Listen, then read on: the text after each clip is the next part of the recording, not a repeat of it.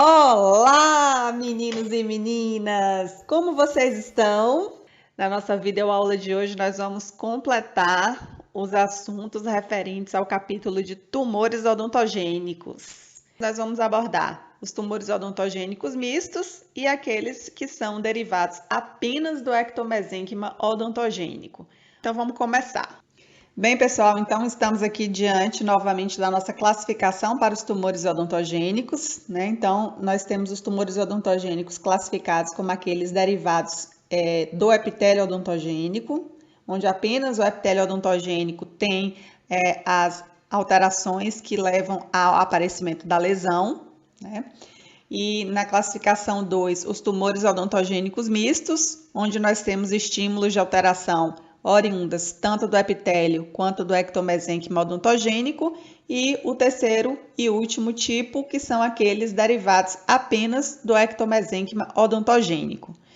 Então, nós vamos aqui relembrar quais foram as lesões que fazem parte de cada uma dessas classificações aqui no slide a seguir. Relembrar também quais que nós já comentamos a respeito na nossa videoaula 1 e abordar quais nós vamos comentar aqui nessa nossa videoaula 2. Bem, pessoal, então aqui está a lista, né, das lesões que estão aí em cada uma das classificações. Na videoaula 1, nós abordamos aí o grupo 1 dos tumores do epitélio odontogênico e falamos longamente a respeito do ameloblastoma, devido à quantidade de subtipos de ameloblastomas, né, tanto histopatologicamente falando, né, quanto radiograficamente falando, e também dos aspectos clínicos que podem ser diferentes. Então, nós falamos bastante, e também pelo motivo da frequência, uma lesão bastante frequente, né? Se nós formos ver a frequência do ameloblastoma, é praticamente igual ou maior do que todos os outros somados, com exceção do odontoma, que tem uma frequência ainda maior que o ameloblastoma. Mas nós comentamos sobre o ameloblastoma, também falamos que tem o carcinoma odontogênico de células claras, compondo aí o grupo dos tumores do epitélio odontogênico. Nós falamos sobre o tumor odontogênico adenomatoide, o tumor odontogênico epitelial calcificante e o tumor odontogênico escamoso. E na nossa videoaula 2, nós vamos abordar agora, na sequência, a segunda e terceira classificações desse grupo aí de tumores odontogênicos, que são os tumores odontogênicos mistos, onde nós temos aí a participação do epitélio e do ectomesênquima ao mesmo tempo para compor a lesão, que são o fibroma ameloblástico, o fibroodontoma ameloblástico, o fibrosarcoma ameloblástico, o odonto ameloblastoma e o odontoma, sendo que de todos que nós comentamos até então, o odontoma ele se caracteriza por ser aquele de longe mais frequente do que todos os outros.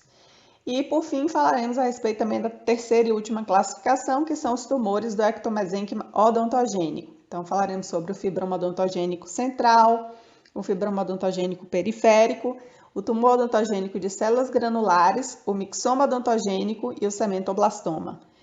Então, nós falaremos a respeito dessas lesões aqui nessa videoaula 2, que vai completar o nosso capítulo de tumores odontogênicos. Então, vamos lá abordá-los aí na sequência. Bem, pessoal, então estamos aqui diante desse segundo grupo, que é o que nós vamos começar abordando, que são os tumores odontogênicos mistos. Nele está composto, nós encontramos o odontoma, que é de todas as lesões aí a mais frequente, sem dúvida, certo?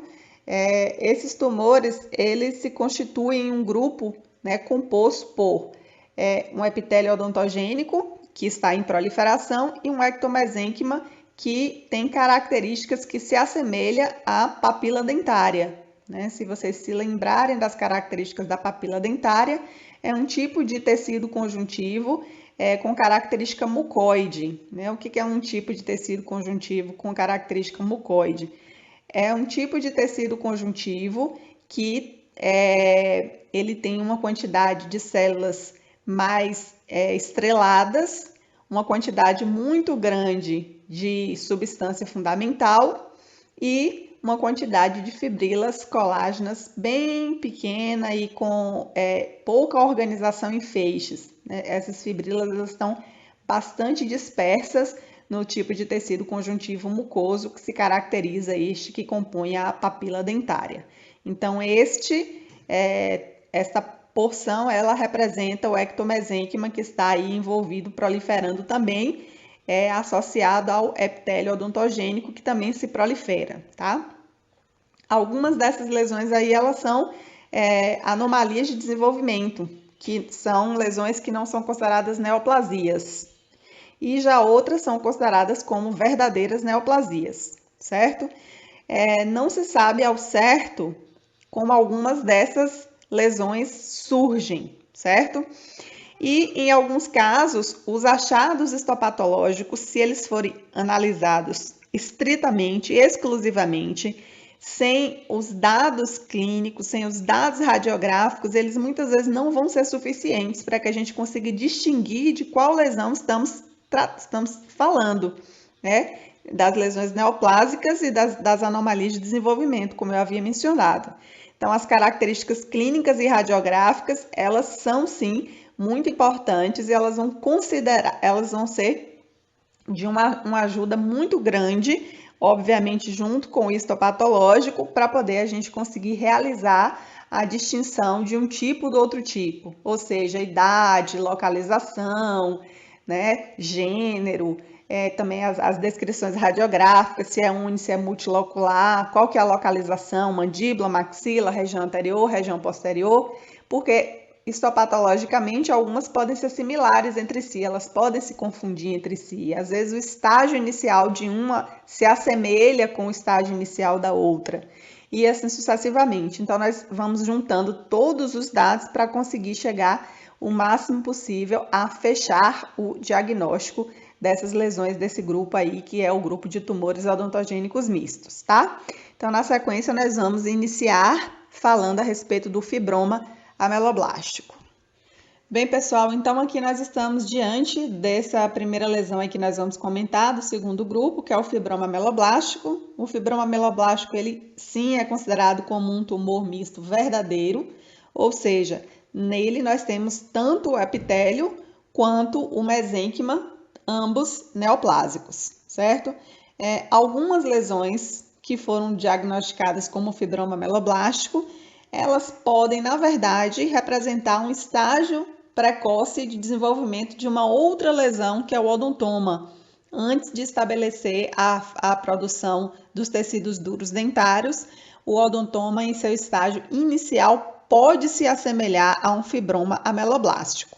Entretanto, são lesões, de acordo com os patologistas, consideradas como duas lesões distintas, porque eu posso ter fibromas ameloblásticos de longa duração e que não vão se tornar necessariamente odontomas, tá? Então, os fibromas ameloblásticos, eles, de acordo com suas características clínicas, tendem a ocorrer em pacientes mais jovens, certo? Então, a maioria dessas lesões, ela tem sido diagnosticada aí entre primeira e segunda décadas de vida.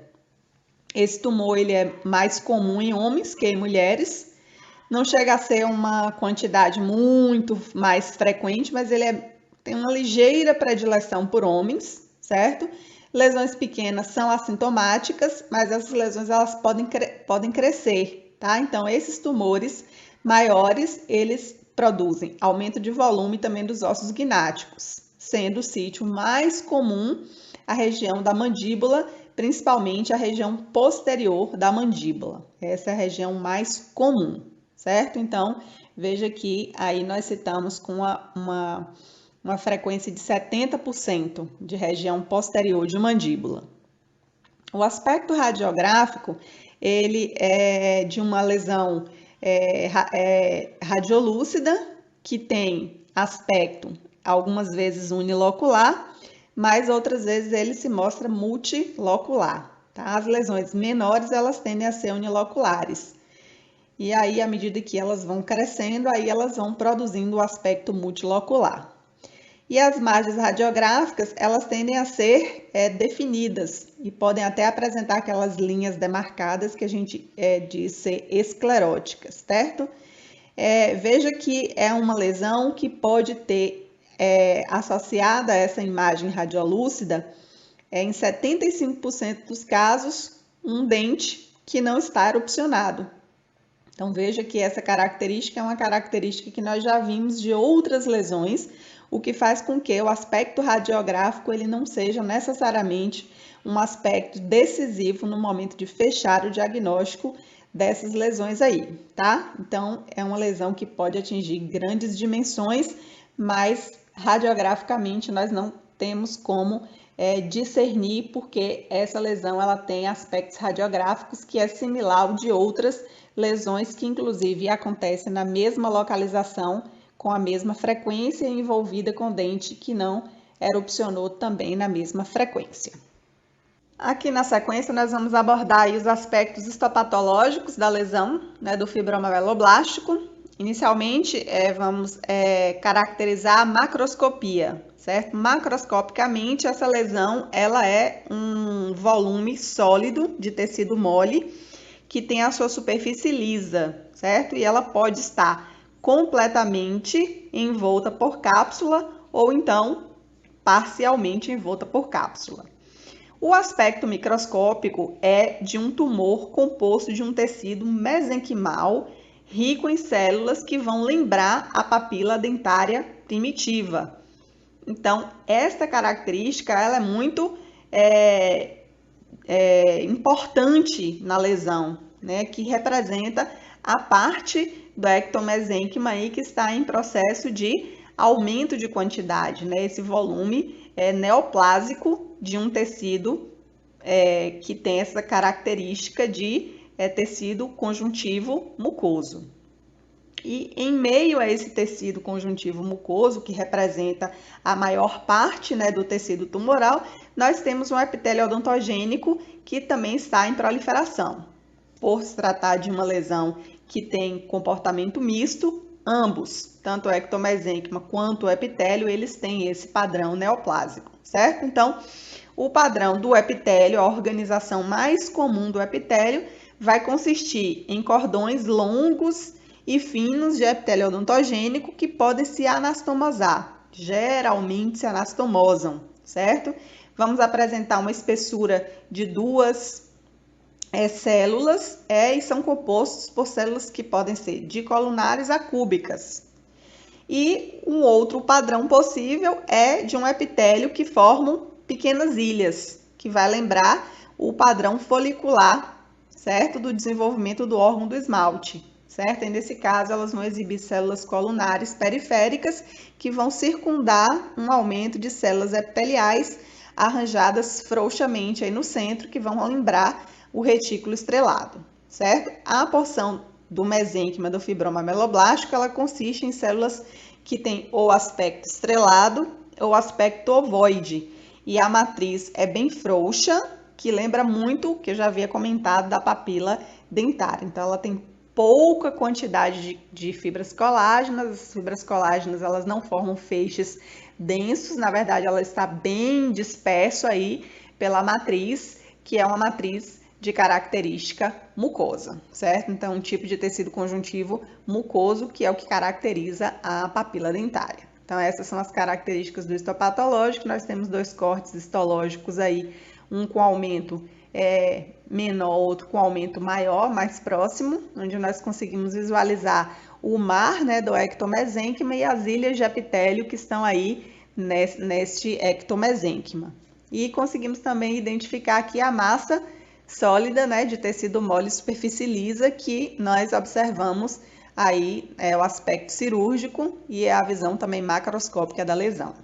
Bem, no que diz respeito ao tratamento, né, que deve ser executado aí, no caso do fibroma meloblástico, nós temos o seguinte: se é a lesão inicial, nós recomendamos que seja realizada uma terapia conservadora, certo? Então, é feita aí essa remoção conservadora que foi feita nesse caso clínico aí que está apresentado.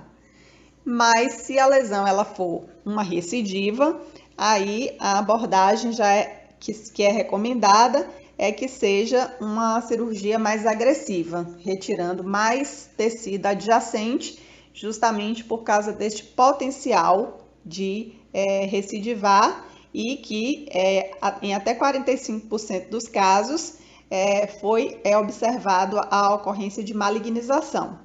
Então, é importante que nos casos recidivantes seja feita uma abordagem mais radical. E nos casos iniciais, pode ser feita a remoção conservadora, que é o que está sendo apresentado aí no caso clínico em questão. Bem, a nossa próxima lesão é o fibrodontoma ameloblástico. Esse tumor, ele é um tumor que tem características gerais de um fibroma ameloblástico, que foi a lesão que a gente acabou de comentar. Mas, no caso, ele, além das características mencionadas, ele ainda também produz esmalte dentina. Alguns pesquisadores acreditam que essa lesão ela seja somente um estágio do desenvolvimento de um outro tumor que a gente vai comentar mais para frente, que é o odontoma, e aí não considera esta como uma entidade separada. Porém, o que é que faz com que outros considerem que essa lesão deva ser uma lesão separada são os exemplos de tumores que exibem um crescimento muito progressivo, que causa deformidade, que causa destruição óssea.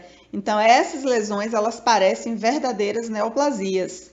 Então, é feita uma distinção entre o odontoma em desenvolvimento, um fibrodontoma ameloblástico, mas é importante destacar que são lesões difíceis de serem separadas apenas com base nos achados histopatológicos, né? Então, trata-se daquele caso que nós comentamos que a gente necessita dos outros achados para poder ajudar a colaborar com o fechamento do diagnóstico dessas lesões, tá?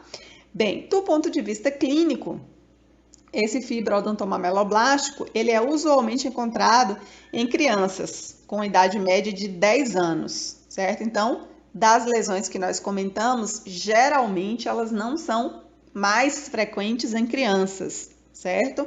Elas são mais frequentes em adultos jovens ou adultos, certo? Ou mesmo pessoas que já são idosos, tá? Então, esta lesão, ela tem como essa especificidade que eu destaco como uma diferença entre a maior parte das outras que nós comentamos. E ela é raramente encontrada em adultos. Então, isso é uma característica clínica que deve ser levada em consideração no momento de uma dificuldade de se fechar um diagnóstico histopatológico, tá? Elas são mais frequentes nas regiões posteriores, então são lesões mais de região posterior dos ossos gnáticos, sendo que não tem uma predileção por gênero, então acomete homens e mulheres com uma proporção semelhante dos casos até então relatados. Tá? Essa lesão ela tem como característica se mostrar assintomática, sendo descoberta quando nós vamos realizar uma radiografia, geralmente para determinar por que um dente não erupcionou, certo? Então essa é a causa mais comum de se fazer o diagnóstico dessa lesão, certo? Agora, ela pode crescer, e caso ela cresça, aí vai ser mais fácil o diagnóstico, porque aí ele pode produzir um aumento de volume, e esse aumento de volume, ele não produz dor, certo? Então, é um aumento de volume indolor do osso que está envolvido. Então, essas são as características clínicas a serem destacadas do fibrodontoma ameloblástico. Aqui nós temos aí a descrição do relato radiográfico dessa lesão, né? Então, é um tumor que mostra uma área radiolúcida, que pode ser unilocular, mas com situações mais raras pode se apresentar também multilocular, certo? Essa área, geralmente, ela tem uma circunscrição bem feita, então é um tumor bem circunscrito, que contém dentro uma quantidade que varia, né, de material calcificado. Este material calcificado, ele tem uma descrição de radiopacidade compatível com estrutura dentária. Isso quer dizer que dentro da lesão há a formação de tecidos como esmalte e como dentina, certo? Então, o material calcificado dentro da lesão pode se apresentar ou como múltiplas radiopacidades pequenas, ele também pode apresentar como um aumento só de volume, um conglomerado de um volume único. Então, ele pode se apresentar múltiplas radiopacidades ou um conglomerado único, certo? E, na maioria dos casos, a gente também tem um dente que não está erupcionado, que está associado ali com as margens da lesão, ou mesmo a coroa de um dente não erupcionado pode estar incluído na própria lesão, certo? Essas lesões, elas não podem, obviamente, pelas características citadas, serem diferenciadas de uma grande quantidade de tumores que nós já comentamos.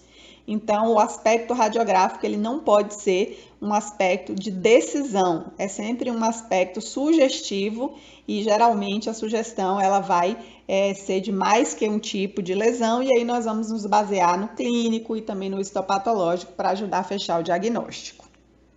Bem, então vamos aqui às características histopatológicas do fibroadenoma ameloblástico, certo? Então, na parte do componente de tecido mole, nós vamos ter cordões delgados ou então ilhas pequenas de epitélio odontogênico em meio a um tecido conjuntivo frouxo, que lembra aquela aparência da papila dentária.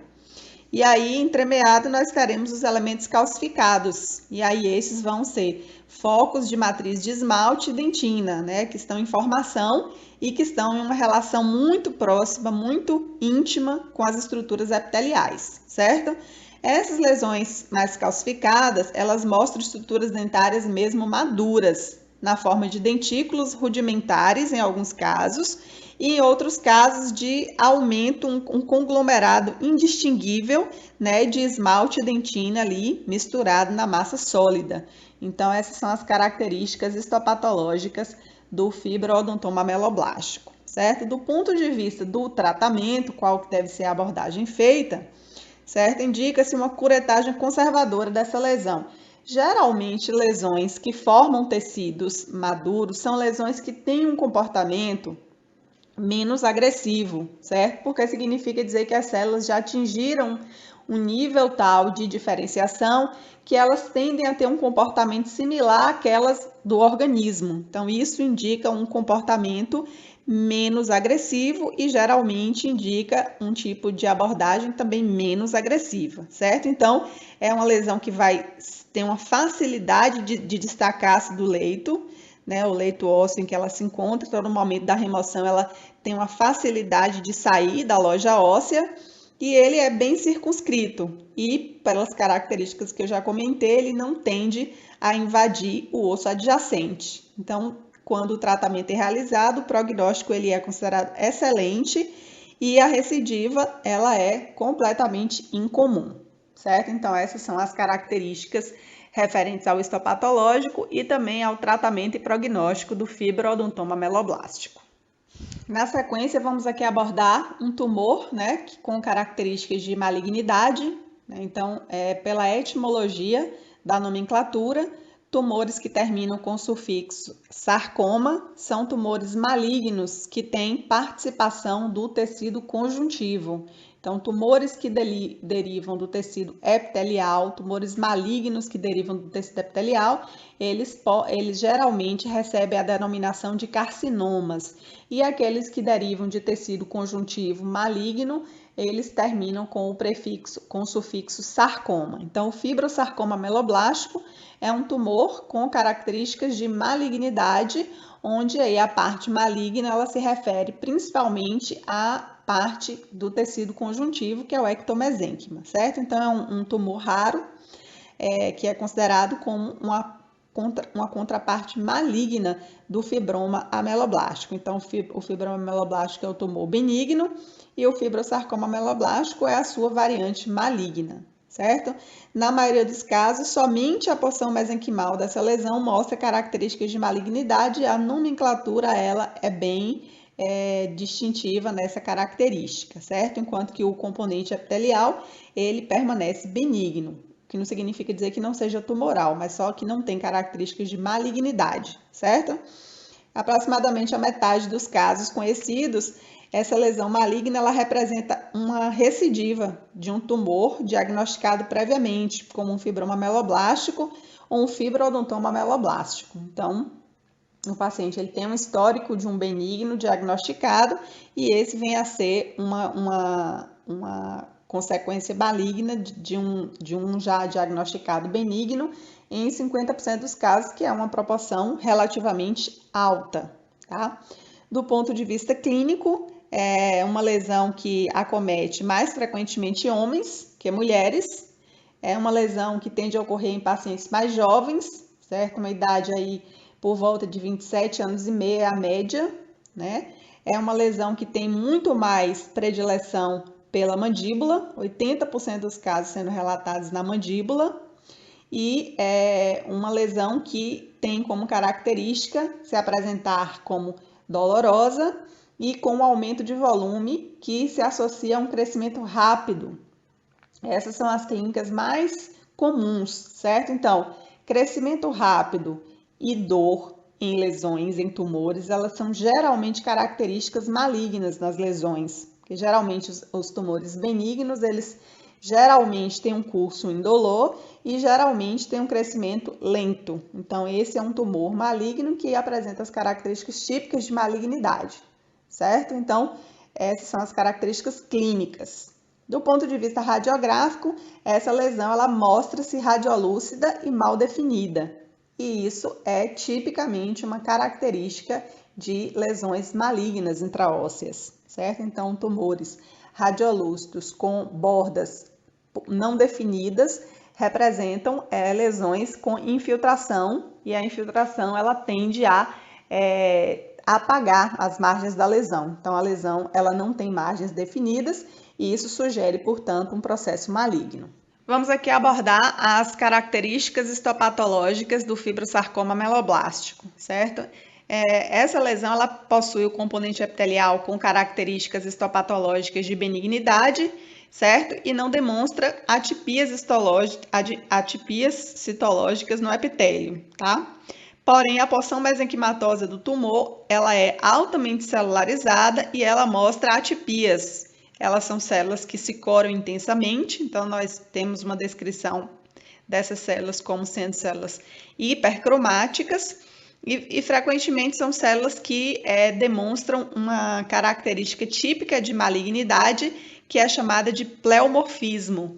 O pleomorfismo são células com várias relações possíveis existentes entre o núcleo e o volume externo da célula, certo? Então, nós chegamos a descrever que elas têm um pleomorfismo bizarro, porque são células que realmente, morfologicamente, diferem-se significativamente das células normais que lhes deram origem, tá? As mitoses, elas são geralmente proeminentes, o que é uma característica de lesões malignas, né? Mitoses frequentes e essas mitoses geralmente atípicas, certo?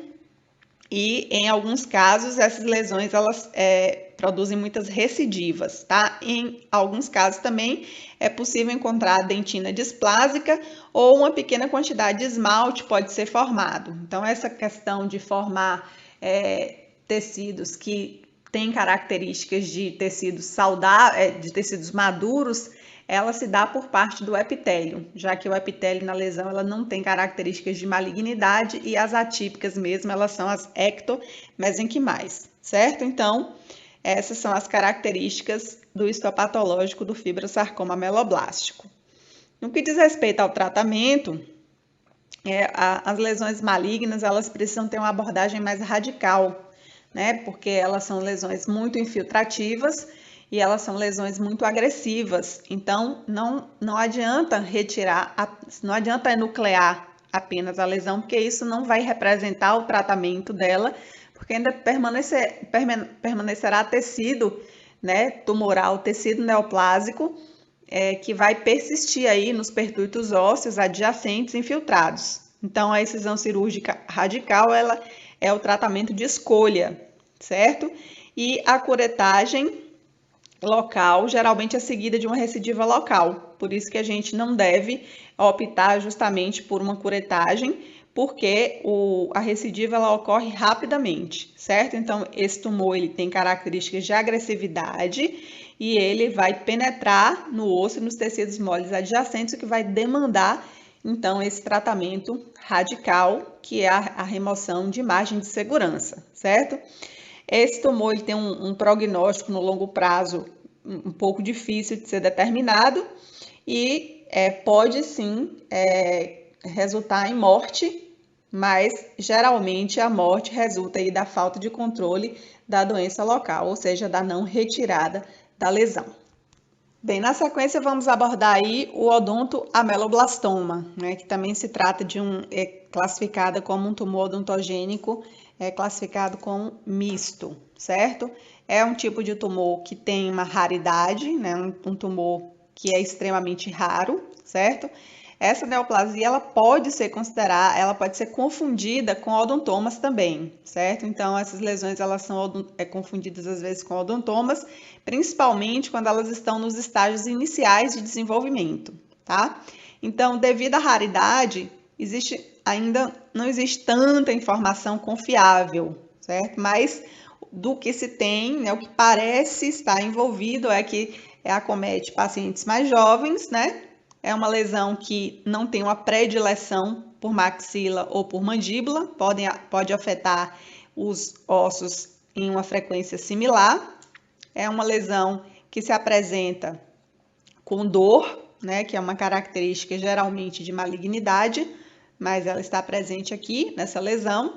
E é também possível verificar atraso de erupção dentária e, no caso, o crescimento da lesão vai produzindo uma expansão desse osso afetado. Radiograficamente, o que é que se observa?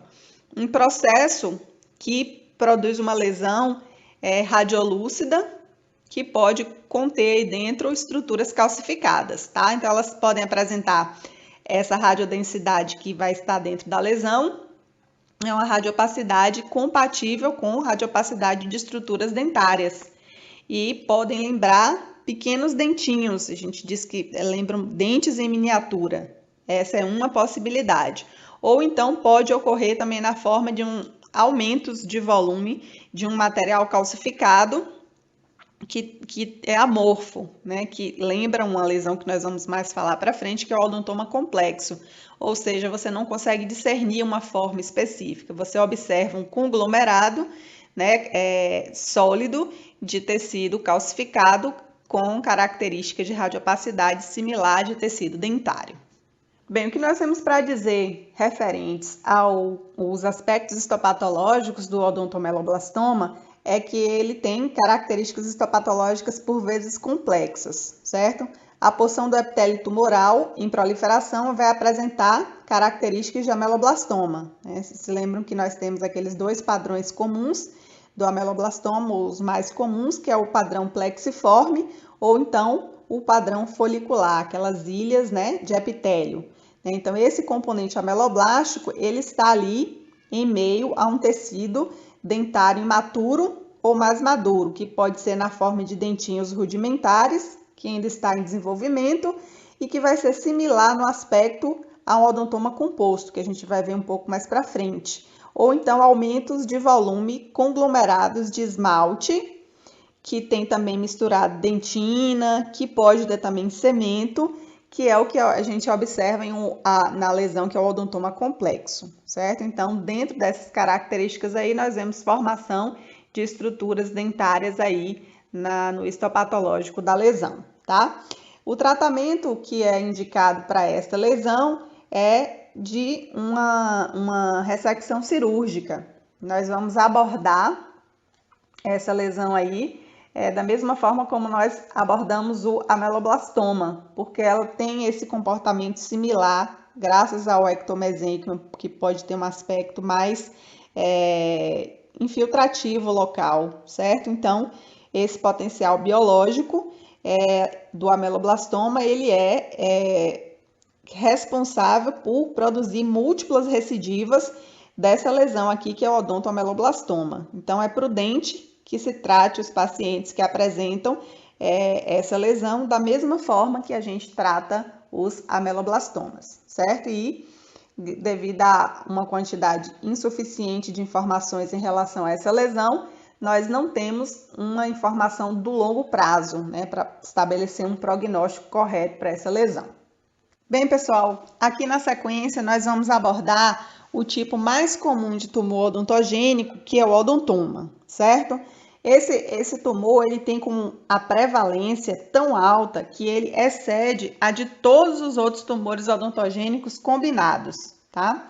Essas lesões elas são consideradas como anomalias de desenvolvimento, então na verdade elas não são neoplasias verdadeiras, certo? São apenas anomalias de desenvolvimento. E essas lesões, quando totalmente desenvolvidas, consistem principalmente em esmalte e dentina, certo? Que podem também ter uma quantidade variável de polpa e até de cemento. Eles são ainda subdivididos em dois tipos, né? Como a gente está vendo aí, que são os odontomas compostos, formados por múltiplas estruturas pequenas, semelhantes a dentes, ou então o odontoma complexo, que aí vai consistir de uma massa conglomerada de esmalte e dentina, e aí ela não vai exibir semelhança anatômica com o dente, então é uma estrutura mais disforme, no caso do odontoma complexo, tá? Alguns odontomas compostos, eles não são submetidos ao exame microscópico, porque sob o aspecto clínico e sob o aspecto radiográfico já é possível se fazer o seu diagnóstico, né? O que não se verifica necessariamente com o complexo, certo? Mas o odontoma composto tem características clínicas e radiográficas que permitem o seu diagnóstico, que é uma coisa, às vezes, por vezes incomum na questão de diagnóstico de lesões tanto tumorais quanto císticas, que é você poder, né, ter uma segurança no momento de fechar o diagnóstico utilizando apenas os dados clínicos e os dados radiográficos, tá? A maioria desses odontomas, ele vai ser detectado durante as primeiras 2 décadas de vida. E aí a idade média que foi, né, levantada aí, depois de feito o diagnóstico, é de 14 anos. E a maioria das lesões, ela é completamente sem sintomas. Então, o paciente ele é assintomático e aí ele vai realizar um exame radiográfico, um exame de rotina. E aí, ao se realizar a radiografia para determinar, por exemplo, por que um dente ele não erupcionou, aí o odontoma ele é identificado, certo? Então, é uma lesão que tem tamanho relativamente pequeno e raramente excede o tamanho do dente da região onde a lesão está localizada, certo? Porém, eles podem crescer, certo? Se houver este crescimento, vai haver expansão dos ossos gnáticos, certo? Esses odontomas, eles vão ser muito mais frequentes na maxila do que na mandíbula, né?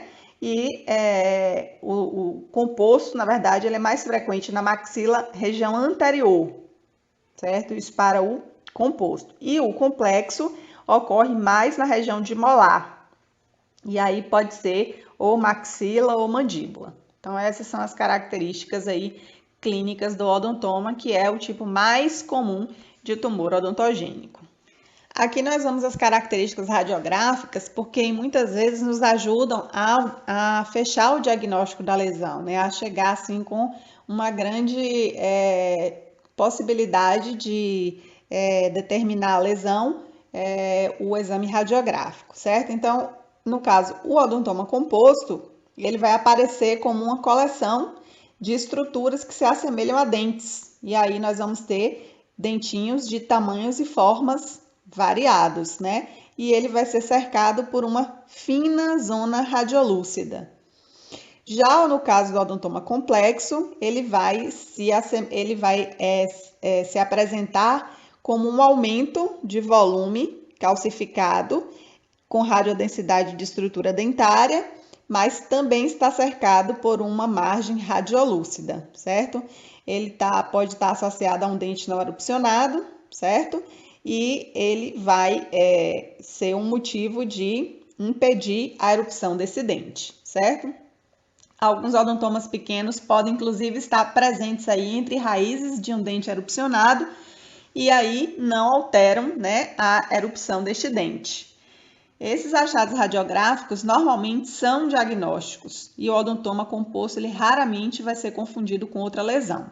Então, isso se aplica para o odontoma composto.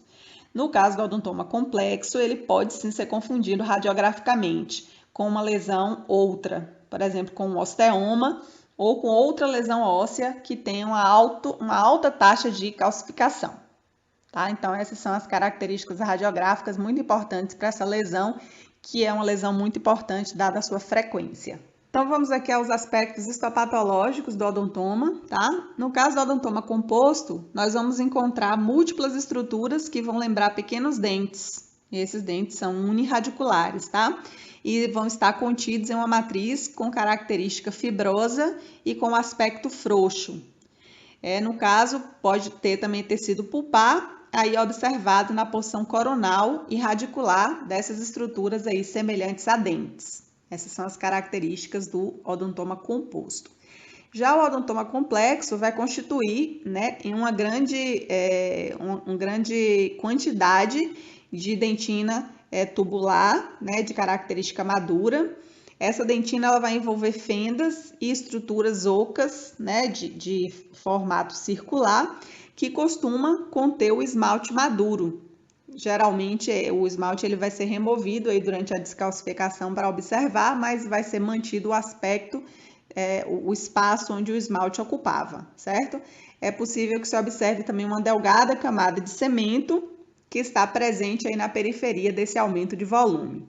Então, são essas características e também em situações ocasionais pode surgir aí relacionado ao odontoma complexo um cisto dentígero, certo? Então, essas são as características histopatológicas do odontoma. Bem, aqui nós temos um caso clínico, né, de um odontoma em região de maxila, região anterior de maxila, envolvendo uma região de um dente que não erupcionou. Então, no caso, quando a gente realiza a tomada radiográfica, nós vamos observar ali ao redor do dente que está aí impactado, estruturas calcificadas semelhantes a dentes pequenos, certo? Então, o tratamento para esta lesão, que é facilmente identificada como um odontoma, é uma excisão local simples, certo? Então, é feito o acesso e é feita a remoção aí da lesão e posteriormente pode ser auxiliado na erupção do dente com tracionamento ortodôntico, tá? O prognóstico da lesão é considerado excelente. Bem, pessoal, então agora nós vamos aqui nos concentrar nas lesões que compõem o último grupo dos tumores odontogênicos, que é aqueles tumores que derivam do ectomesênquima odontogênico. Vamos falar do fibroma odontogênico central, do fibroma odontogênico periférico. No caso, o fibroma odontogênico central é a versão do fibroma odontogênico que se estabelece dentro do osso, e o fibroma odontogênico periférico é aquele que está externamente apenas alojado em tecido mole. Depois falaremos do mixoma odontogênico e concluiremos aqui o nosso capítulo abordando as características do cementoblastoma. E assim vamos concluir o nosso capítulo de tumores odontogênicos. Então vamos lá. Bem, pessoal, vamos abordar aqui então a primeira dessas lesões aí que compõe esse terceiro grupo, que é o fibroma odontogênico central. Trata-se de uma lesão incomum, tá? Aproximadamente só 70 casos foram descritos até então e faz com que alguns patologistas, inclusive, considerem como apenas uma hiperplasia do folículo dentário, nem considere como uma neoplasia verdadeira, tá? Mas isso aí é alguns patologistas, né? Aqui no caso nós estamos incluindo essa lesão neste capítulo, tá? Essas lesões elas foram relatadas em pacientes com uma ampla faixa etária, embora a média aí esteja descrita como sendo de 40 anos, mas pacientes de 4 anos foram diagnosticados com fibroma odontogênico central e pacientes com 80 anos, ou seja, uma amplitude muito grande, né, de variação de idade. Nós temos uma quantidade mais frequente de diagnósticos em mulheres do que em homens, certo? Então, existe uma predileção pelo gênero feminino, cerca de 2,2 vezes mais frequente em mulheres para uma vez em homens, né? Essa é a frequência comparativa. E aí, 45% dos casos relatados ocorrendo em maxila.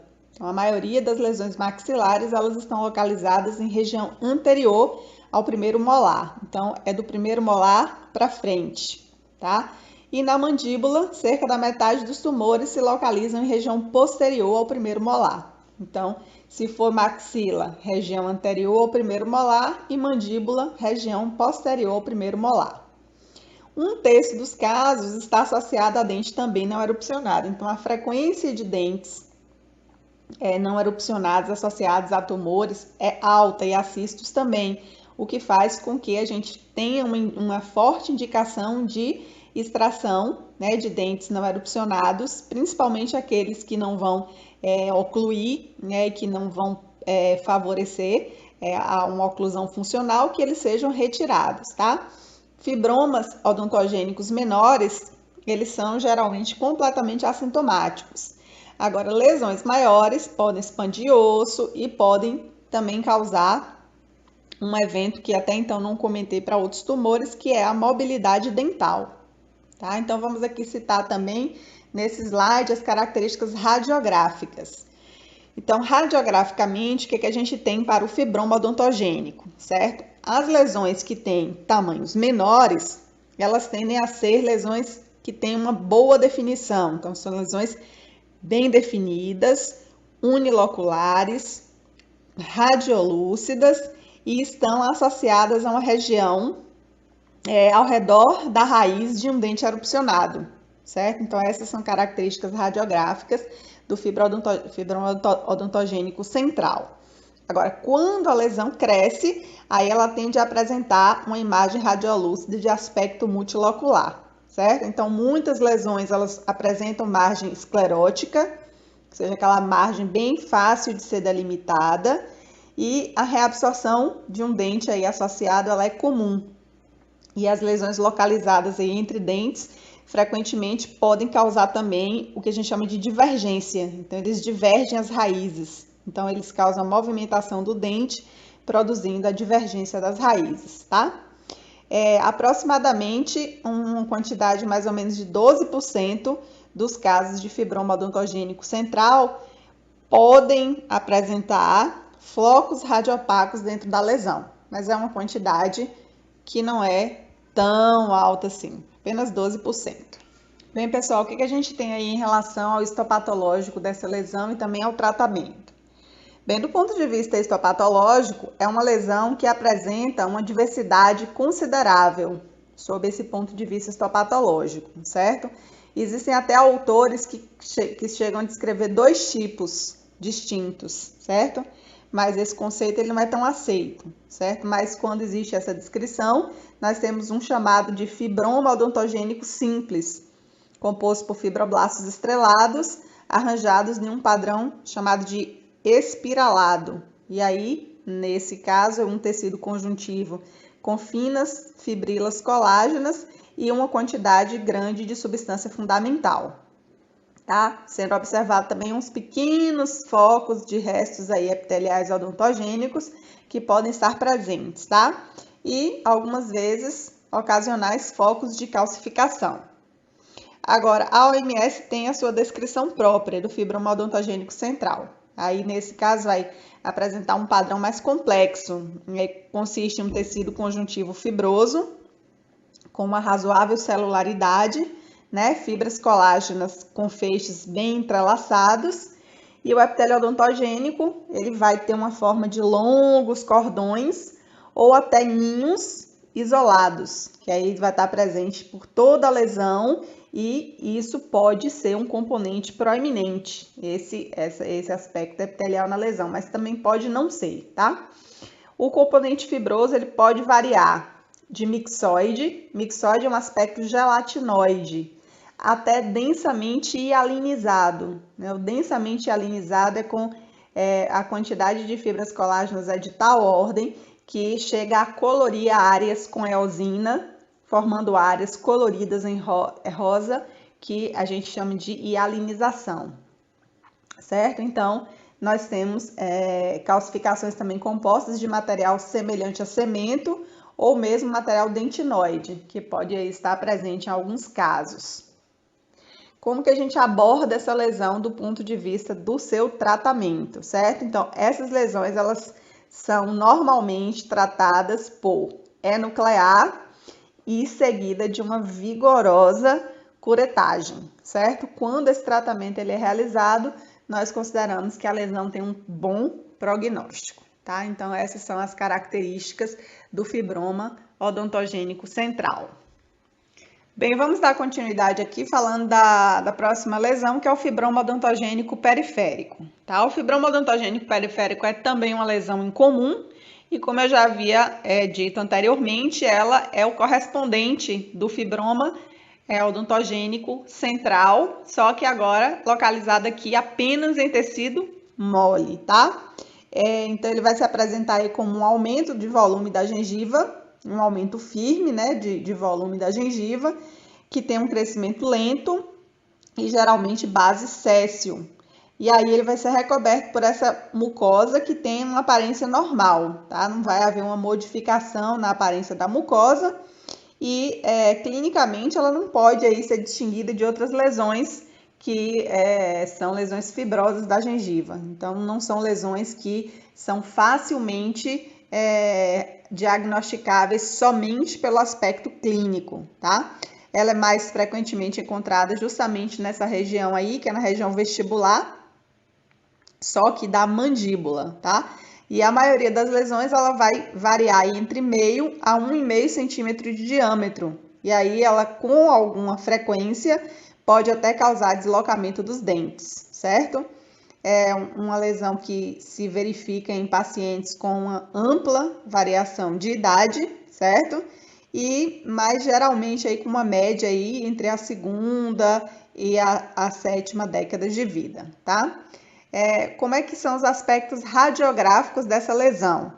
Então, ela vai demonstrar aí um aumento de volume de tecido mole. E aí, o que se pode observar nessa região de tecido mole são alguns pontos de calcificação. Em compensação, a lesão ela não vai envolver o osso abaixo de onde ela está localizada, que é o osso subjacente, tá? Do ponto de vista histopatológico, ela vai se assemelhar a um fibroma odontogênico central, certo? Então, nós vamos ter um tecido conjuntivo fibroso, celularizado, que pode aí estar entremeado com áreas de tecido conjuntivo mixoide menos celularizado, certo? Nós podemos também encontrar algumas ilhas ou cordões de epitélio odontogênico, que aí está disperso por todo o tecido conjuntivo.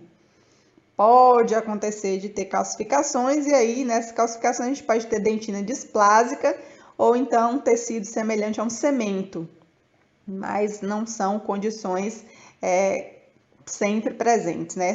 Podem também estar presentes, tá? Do ponto de vista do tratamento para o fibroma odontogênico periférico, é uma lesão de fácil tratamento, basta uma excisão local e é uma lesão que não tende a recidivar e, portanto, tem um prognóstico excelente.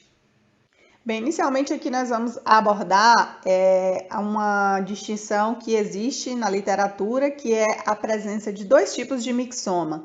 Um mixoma que se origina de um tecido ósseo primitivo, que é chamado de mixoma osteogênico, e esse mixoma aqui, que é o mixoma odontogênico, que é considerado como sendo derivado do mesênquima odontogênico. Por isso ele está classificado aqui nesse terceiro grupo dos tumores odontogênicos, tá? Esses mixomas, eles são predominantemente encontrados em pacientes adultos jovens, certo? Mas ele pode sim ser diagnosticado em pacientes com uma ampla faixa etária e sendo uma média entre 25 a 30 anos de idade para o diagnóstico, certo? Não existe uma predileção por gênero, então acomete homens e mulheres na mesma proporção.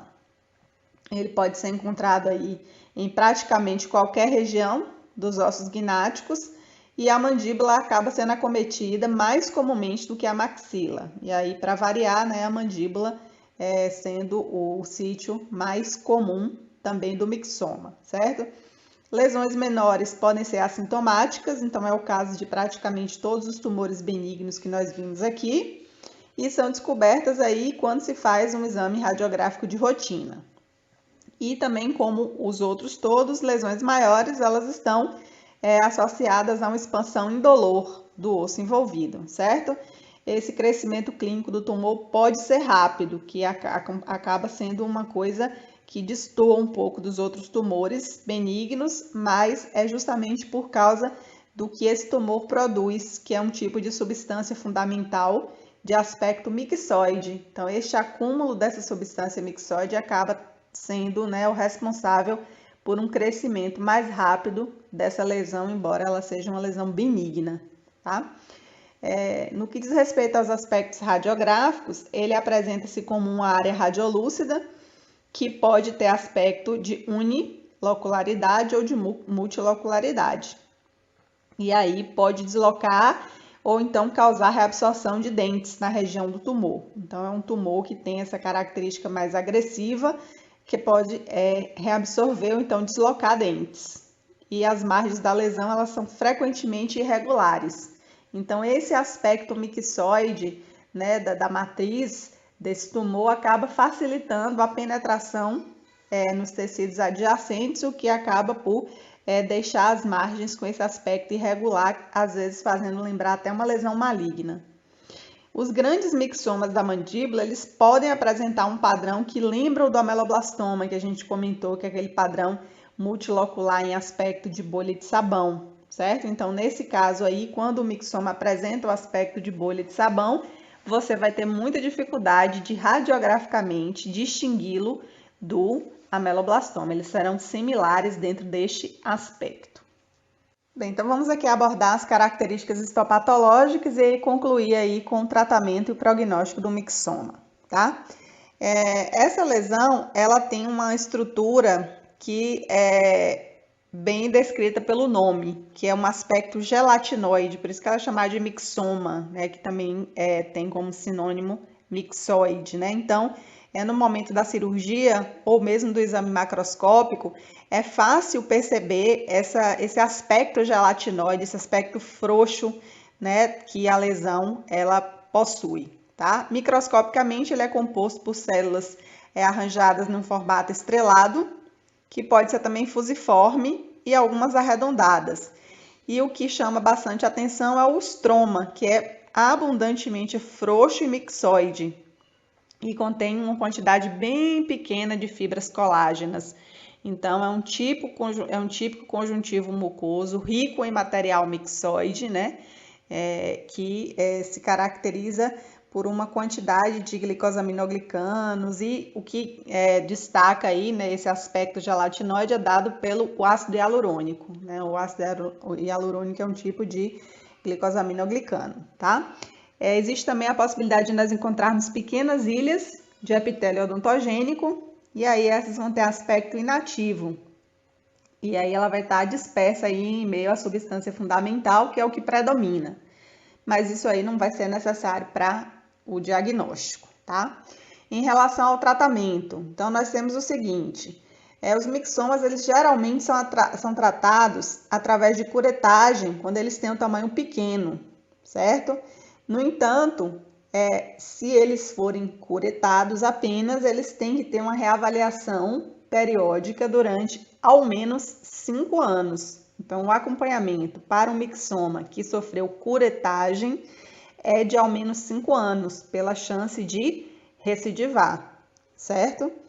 E no caso de mixomas grandes, exige-se que se faça ressecções mais extensas, certo? Porque são lesões que têm uma tendência à infiltração, graças a esse aspecto gelatinoide, mixoide, mas quando o tratamento é realizado aí com base em uma agressividade maior, geralmente se consegue remover o conteúdo, e aí nós podemos considerar que é uma lesão que vai acabar tendo um prognóstico bom. Bem, pessoal, para a gente concluir aqui o capítulo de tumores odontogênicos, dentro dessa última classificação aqui, nós vamos falar desta lesão aí que é o cementoblastoma, tá? O cementoblastoma é uma patologia que é considerada aí por muitos patologistas orais como sendo um tumor de origem odontogênica, tá? Então, existe uma controvérsia na literatura para outros pesquisadores, né, outros patologistas, que preferem classificar, né, pelo aspecto histopatológico, os cementoblastomas como osteoblastomas. Pelo aspecto histopatológico, esses autores acreditam se tratar de um tumor ósseo, certo? Então, por conta disso, nós vamos aqui destacar as características desta patologia aqui, levando-se em consideração esses patologistas que classificam esta lesão como sendo um tumor odontogênico, tá? Então, É uma neoplasia rara, né? Mas é benigna, menos de 1% dos tumores odontogênicos são cementoblastomas. É uma lesão que tem uma frequência de ocorrência muito maior em mandíbula, região posterior, e é diagnosticada em pacientes com idade até 30 anos, certo? E na maioria dos casos pode produzir dor e tumefação. O que é que a gente vai observar radiograficamente? Então, nós vamos observar aí uma massa radiopaca, né? E que está fundida com a raiz de um ou mais dentes e que tem um halozinho radiolúcido, que vai, né, envolver a periferia da radiopacidade, certo? E aí nós não vamos observar o contorno mais da raiz do dente, certo? Então, o contorno externo dental ele é perdido. Então, essas são as características radiográficas do cementoblastoma.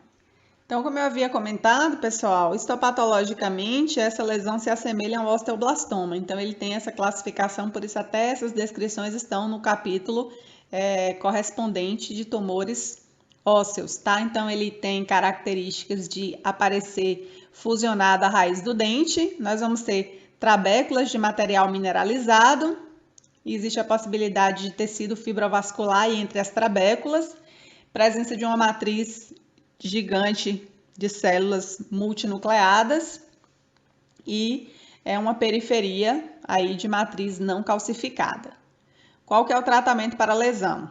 Aí é a excisão cirúrgica do dente junto com a massa. Não tem como você aí conseguir fazer a remoção, né, da lesão sem ter prejuízo, ao menos para a raiz, certo? Então, se o dente, ao ser removido, não for produzir um prejuízo à oclusão, você faz essa remoção do dente com a massa. Agora, se houver, né, a depender da análise e do planejamento do caso, é possível que haja possibilidade de fazer a remoção da massa amputando apenas aquela raiz. Então, se pela amputação da raiz o dente conseguir ainda se manter com uma boa inserção, aí se pode, né, promover a remoção da raiz e realizar o tratamento endodôntico, que você vai obter um prognóstico excelente, tá? Então, essas são as considerações aí em relação a essa última lesão que compõe esse capítulo aí de tumores odontogênicos. Bem, pessoal, estamos concluindo por aqui o nosso capítulo de tumores odontogênicos e até breve, beleza? Fui!